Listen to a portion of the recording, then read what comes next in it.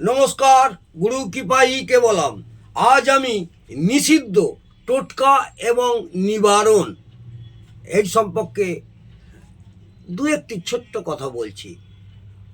শনি শনি প্রথম ও বৃহস্পতি পঞ্চমভাবে অবস্থান করলে কি হয় জানিয়েছি।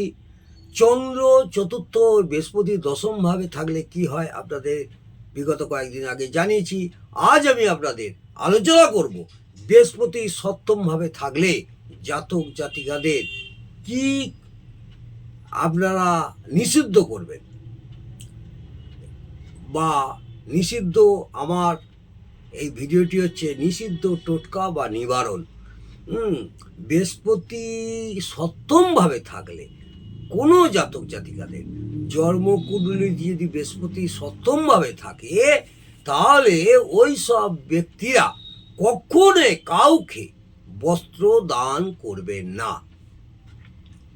নিজে হাতে কাউকে বস্ত্র দান করবেন না, করা উচিত নয়। এরপর যদি কোনো কারণে আপনারা করে থাকেন তাহলে ওই ব্যক্তিকে অতি দরিদ্র অবস্থায় দিন কাটাতে হতে পারে। শেষ জীবনে অতি দরিদ্র অবস্থা বা দারিদ্র অবস্থায় দিন কাটাতে হতে পারে এবং তৎপর অত্যন্ত কঠিন পরিস্থিতির মধ্যেও দিন অতিবাহিত করতে হতে পারে।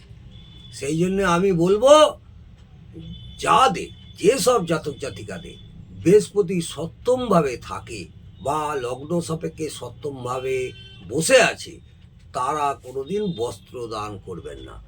আপনি বস্ত্র ছাড়া আপনি তাকে অর্থ দান করুন, বস্ত্র দান করবেন না, তাহলে আপনাদের এই ক্ষতি হতে পারে।